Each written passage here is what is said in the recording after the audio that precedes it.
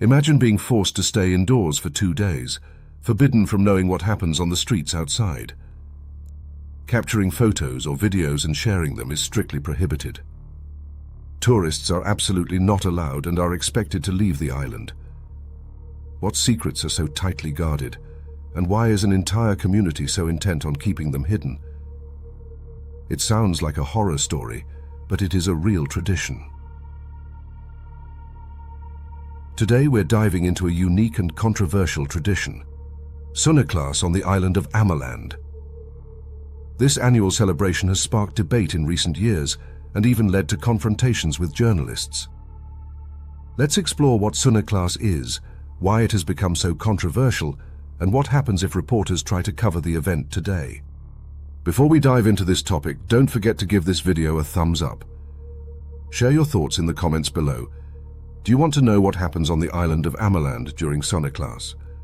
And if you want to see more content diving into cultural debates and European perspectives, make sure to subscribe to our channel and hit the notification bell so you never miss an update. Sunneklaas is a traditional winter festivity celebrated on Ameland every year on December 5th. While it coincides with the Dutch celebration of Sinterklaas, Sunneklaas is distinctly different. It's a men-only event rooted in pagan traditions, with participants donning costumes and masks, parading through villages in a mix of revelry and secrecy. The event is steeped in local folklore and is seen as a way to strengthen community bonds. The true nature of Sunneklaas remains a mystery to outsiders because Ameland's residents are highly protective of their tradition. While many locals view it as a cherished cultural practice, others criticize its exclusionary aspects and the secrecy surrounding it. The celebration has been under scrutiny for several reasons. Critics highlight the event's men-only rule as outdated and discriminatory. There are also concerns about how secrecy and exclusivity can lead to excessive behavior, especially as alcohol consumption is part of the festivities. However, the most significant controversies arise when outsiders, particularly journalists, try to report on the event. The strict division between men and women during Sunneklaas is one of the most striking and controversial aspects of this tradition. It is believed that this separation stems from the origins of the celebration, which likely dates back to ancient Germanic and pagan rituals. These rituals were centered around the dark winter months, with symbolism related to masculinity and fertility playing a key role. Sunneklaas is often seen as a male initiation ritual. The idea is that the participants, the men, move through the village in a masked parade, temporarily concealing their identities. This is believed to symbolize overcoming chaos and darkness during the long winter nights. Over the years, the celebration has retained a strong male dominance, with the idea of brotherhood at its core. The presence of women is sometimes viewed as disruptive to this symbolism. It's suggested that limiting the celebration to men preserves the ritualistic nature of the event, maintaining its sacredness. During Sunneklaas, women and children are expected to stay indoors, which is often explained as a way to protect the mystery and secrecy of the celebration. Some believe this rule exists to safeguard the magical atmosphere of the event. The presence of women or children could break the illusion, as they might uncover the identities of the masked men. There are also stories suggesting that women and children might be at risk if they venture outside during the celebration. This may be related to the exuberant behavior of the participants, where alcohol plays a part, and the intense group dynamics. While there's no solid evidence that it's unsafe, the closed-off attitude of the community contributes to these speculations. The Sunneklaas tradition stands in stark contrast to modern values, where equality and inclusivity are key principles. The strict separation of men and women during the celebration, with women and children required to stay indoors, clashes with contemporary ideas of gender equality. Critics argue that such practices are outdated and reinforce stereotypes that have no place in today's society. Many see the tradition as exclusionary and feel it alienates those who do not fit into its rigid framework. On the other hand, supporters of Sunneklaas defend it as a cultural heritage that should be preserved, arguing that its rules are not about discrimination, but about maintaining the mystery and integrity of the celebration. This divide fuels ongoing debates about whether such traditions should adapt to modern norms or remain unchanged as a reflection of their historical roots. Supporters of the tradition argue that it is simply a part of an ancient cultural practice, and that these rules contribute to the unique nature of Sunneklaas.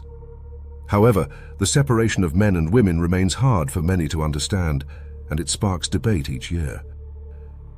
Whether it's a ritual necessity or a relic of old gender norms, this rule continues to be a source of mystery and controversy surrounding Sunneklaas.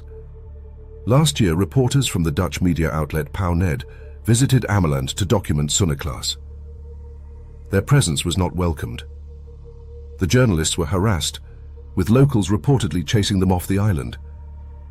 Equipment was damaged, and there were heated confrontations, emphasizing the lengths to which Amelanders will go to protect their tradition. This incident sparked a nationwide debate about press freedom versus cultural preservation. On one hand, reporters argued they were within their rights to investigate a public event. On the other hand, locals insisted that the tradition's secrecy is essential and should be respected. The police are preparing more personnel and equipment for the Sunneklaas celebration on Ameland, following an incident last year involving visiting journalists. A spokesperson confirmed that, as a precaution, riot police vans have been brought to the island. There is little known about the traditional two-day event, which takes place around December 5th. Last year, a camera crew from the Dutch media outlet Ameland attempted to cover the celebration, but they were harassed by two men from the island. The police have stated that they never comment on deployment specifics, but have confirmed that more officers will be present this year compared to last. "We hope it won't be necessary," the spokesperson said, adding that the increased presence is to ensure the safe celebration of Sunneklaas. Additionally, it was announced on Friday that the Public Prosecution Service in the Northern Netherlands has launched a criminal investigation into statements made on a YouTube channel. One of the presenters from the online show, Jan Roos, has been arrested to be questioned. He is alleged to have incited violence and suggested how to handle journalists on Ameland during the Sunneklaas event. Roos reportedly said, "Amelanders, unite with pitchforks and torches. Kick those people off the island. Physical violence. Just roll the car off the quay with that filthy foreigner inside. Hopefully, he'll freeze to death or suffer from hypothermia." He also suggested, "Put a bounty on his head. €500 for anyone who gives him up. Why not? Just grab him. Burn down the house they're in." These remarks are now part of the ongoing criminal investigation. The Public Prosecution Service stressed that violence, or incitement to violence, especially considering last year's events, will not be tolerated by the police or the prosecution. Given last year's events, journalists attempting to cover Sunneklaas now face significant risks. The island community has made it clear that outsiders who disrupt the celebration are not welcome. Some speculate that reporters could encounter hostility, ranging from verbal threats to physical intimidation. These tensions create a chilling effect, making it difficult for media to report on the event. The mystery surrounding Sunneklaas fuels widespread speculation.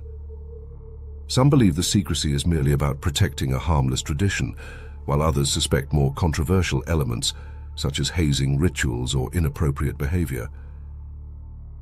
These speculations are hard to confirm, as few outsiders have witnessed the event in its entirety. Ultimately, Sunneklaas embodies the tension between preserving local traditions and adapting to modern values. Whether it's a quaint cultural celebration or an outdated practice cloaked in secrecy, one thing is certain: the debate over Sunneklaas isn't going away anytime soon. Tourists and outsiders are generally not welcome during the Sunneklaas celebration on Ameland. The event is deeply rooted in local traditions, and the community values its secrecy and exclusivity.